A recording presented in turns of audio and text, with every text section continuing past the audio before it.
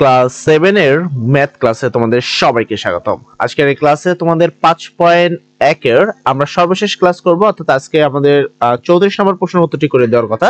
আমরা গত ক্লাসে কিন্তু 5.1 এর প্রায় 33টি প্রশ্ন সবগুলো আমরা মোটামুটি ধারাবাহিকভাবে কমপ্লিট করেছি। তার আগে আমরা কিছু সাজেশন দিতে চাই যে তোমরা কোথা থেকে সবচেয়ে বেশি ইম্পর্টেন্টলি পড়বা। আমি যদি সেই দিক দিয়ে বলি, তোমরা মান নির্ণয়কে সবচেয়ে বেশি গুরুত্ব দিবা। মনে রাখবা যে মান এখান থেকে যদি এই যে সূত্রের সাহায্যে বর্গ নির্ণয় করো, এখান থেকে 2 মার্কের একটি প্রশ্ন আসবে, সেখানে কোনটা আসবে তার কোনো 100% তুমি গ্যারান্টি দিতে পারবে না।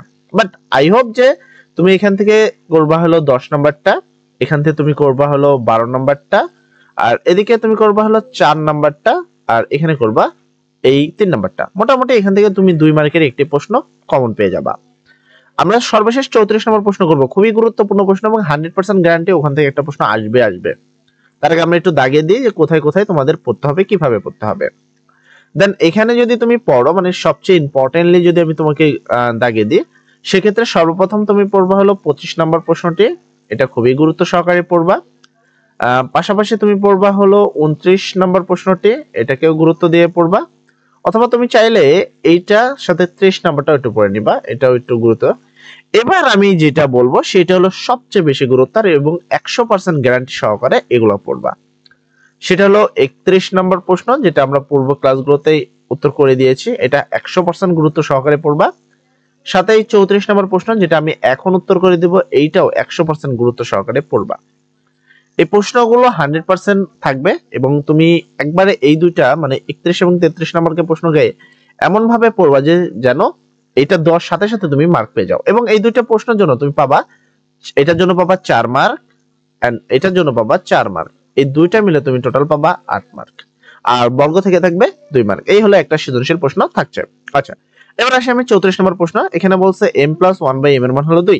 সেক্ষেত্রে দেখাও যে m⁴ + 1/m⁴ সমান 2, এটা প্রমাণ করতে হবে। তবে কখনো m এখানে m রয়েছে, তো এরকমও লেখা থাকে x + 1/x সমান হলো 2, ঠিক আছে। সেক্ষেত্রে m⁴ + 1/m⁴ মানে x থাকে, তো একটু বুঝে নেবে এটা, ঠিক আছে। তো চলো আমরা 34 নম্বর প্রশ্ন উত্তরটি দেখে নিই। এট ফার্স্ট আমরা লিখবো হলো, দেওয়া আছে যে মানটা এখানে দেওয়া আছে m + 1/m সমান 2, এটা আমরা লিখবো m + 1/m সমান 2। এবার কি করব, যেহেতু আমাদের পাওয়ার করতে হবে 4, কিন্তু আমাদের এখানে পাওয়ার নেই, কোনো পাওয়ার নেই এর উপরে, তাই উভয় পক্ষকে বর্গ করব, যতক্ষণ না 4 হয় ততবার বর্গ করব। তাহলে এখানে m + 1/m সমান 2 আছে, আমরা এটাকে বর্গ করব, m + 1/m, তারপর একটা স্কয়ার দিয়ে দিলাম এবং এটাকেও দিয়ে দিলাম। উভয় পক্ষকে বর্গ করে মানে উভয় পক্ষকে স্কয়ার করে। এবার এই চিহ্নের আগে এটাকে a ধরবো এবং এই চিহ্নের পরে এটাকে b ধরবো। a + 1/a মানে a + b হোল স্কয়ার, এটা সূত্র বসাবো।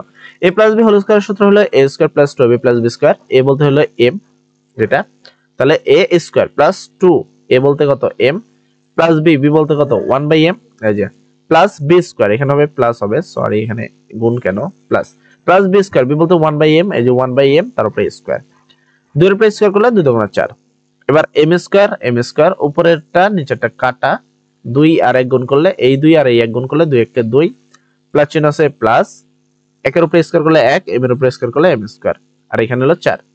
তো এখানে মূলত আমাকে রাখতে হবে m⁴ 1/, মানে m রাখতে হবে, সংখ্যাগুলো ওই পাশে বার করতে হবে। সেক্ষেত্রে আমরা এখানে এই কাজটাই করব।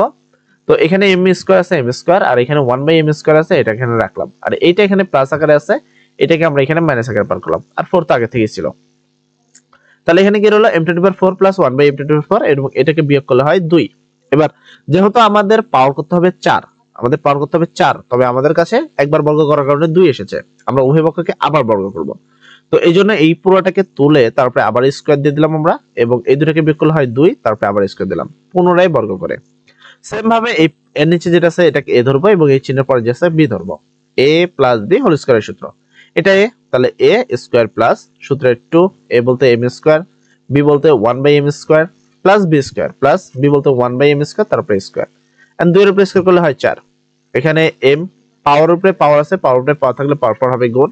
আমি এটা একটু জুম করে দেখা দিচ্ছি, এখানে 2 আর এখানে 2, তো পাওয়ার উপরে পাওয়ার থাকলে পাওয়ার করবে গুণ, তাহলে m এখানে 2 × 2 = 4, প্লাস চিহ্ন আছে প্লাস, উপরে এবং নিচে একের সংখ্যার কারণে কাটা, 2 আর 1 গুণ করলে 2 × 1 = 2, একের উপরে তুমি যাই করো না একই থাকবে, আর m এর উপরে একটা পাওয়ার আছে, তারপরে একটা পাওয়ার উপরে পাওয়ার থাকলে পাওয়ার গুণ, 2 আর 2 গুণ করলে 4, আর এখানে 4 আছে 4। এবার দেখো আমাদের মোটামুটি 4 কিন্তু চলে আসছে, তাই না। সেক্ষেত্রে আমরা জাস্ট এটা এখানে প্লাস আকার আছে, এটাকে আমরা এখানে মাইনাস আকার পার করলাম। তাহলে রইল কি m to the power 4 plus 1 by m to the power 4 সমান সমান আগে থেকে 4 ছিল সমান সমান 4, আর এখানে প্লাস ছিল, এটা মাইনাস আকার আসলো। এখানে যা আছে তাই m to the power 4 plus 1 by m to the power 4 থেকে 2 বাদ দিলে থাকে 2, এটা দেখানো হলো। আশা করি সম্পূর্ণ প্রশ্নটি তুমি বুঝতে পারছো। তারপর যদি বোঝার কোনো সমস্যা থাকে বা কোনো প্রবলেম থাকে অবশ্যই আমাদেরকে বলবে। এর পরবর্তী অধ্যায় শুরু করব, তার আগে আমরা সেই অধ্যায় বিষয়ে কিছু সূত্র নিয়ে কথা বলি। এর পরবর্তী অধ্যায় হলো তোমাকে গুণ করতে হবে। কি করতে হবে? গুণ। এন্ড এই জন্য তোমাকে প্রথমে এই সূত্রটা বলবা, তোমাকে আমি একটু কাজ দিয়ে দিচ্ছি, এই কাজগুলো অনুগ্রহপূর্বক তোমরা একটু করে নিবা।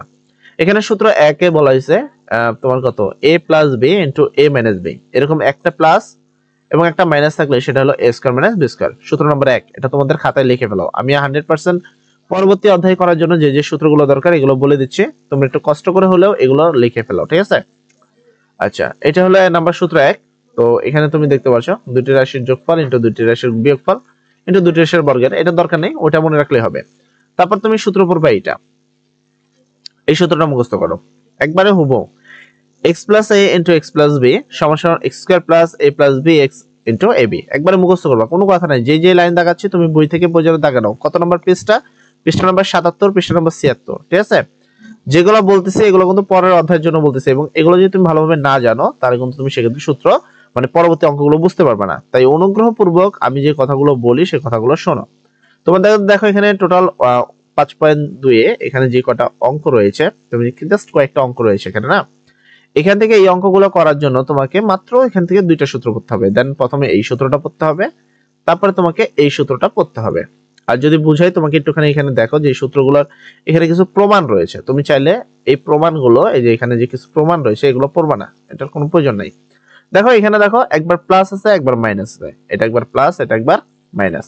এবার এখানে বলা হয়েছে একবার যদি প্লাস একবার মাইনাস থাকলে a স্কয়ার মানে b স্কয়ার। এ বলতে চিহ্নের আগে যেটা ছিল a এবং এই চিহ্নের পরে যেটা b, সেম ভাবে এই চিহ্নের আগে যেটা আছে a আর এই চিহ্নের পরে যেটা আছে b, তাহলে a দেখো a বলতে এখানে কত 3x, এ হলো 3x। তারপরে দেখো এর উপরে কি স্কয়ার, এ দেখো স্কয়ার, মাইনাস এই যে মাইনাস b স্কয়ার, b বলতে কোনটা? চিহ্নের পরে কত 2y, এই যে 2y তারপরে স্কয়ার, আর 3 এর উপরে স্কয়ার দিলে 3 3 9, x এর উপরে স্কয়ার দিলে x স্কয়ার, মাইনাস চিহ্ন আছে মাইনাস, 2 এর উপরে স্কয়ার দিলে 2 গুণ 4, y এর উপরে স্কয়ার দিলে y স্কয়ার। তো দেখো যদি তুমি এই সূত্রটা না জানতা তাহলে কিন্তু এই অঙ্কটা তুমি বুঝতে পারতে না। সেম ভাবে এই যে সেকেন্ড সূত্রটা তুমি এখানে যেটা দাগাইছে, এই সূত্রটা যদি না জানো তুমি নিচের এই অঙ্কগুলো করতে পারবে না। যেমন ধরো এই ধরনের যে অঙ্কগুলো আছে, একটা দুইটাই প্লাস আছে, এখন কথা হলো কিভাবে করবা, দুইটাই প্লাস আছে, একটা প্লাস একটা মাইনাস আছে, তো সূত্র তোমাকে অ্যাকুরেট জানতে হবে। অলওয়েজ মনে রাখবা সূত্র অ্যাকুরেট জানলেই তুমি অঙ্কগুলো করতে পারবা। এন্ড এখানে সেই দুইটা সূত্রের ভিত্তিতে অঙ্কগুলো দেওয়া আছে। আশা করি আগামী ক্লাসে এই নিয়ে কথা বলবো। আজকের জন্য এতটুকুই। সবাই ভালো থাকো, সবার জন্য দোয়া করি। চ্যানেলটি সাবস্ক্রাইব করতে যদি ভুলে যাও তাহলে অবশ্যই চ্যানেলটি সাবস্ক্রাইব করে দিবা। আসসালামু আলাইকুম।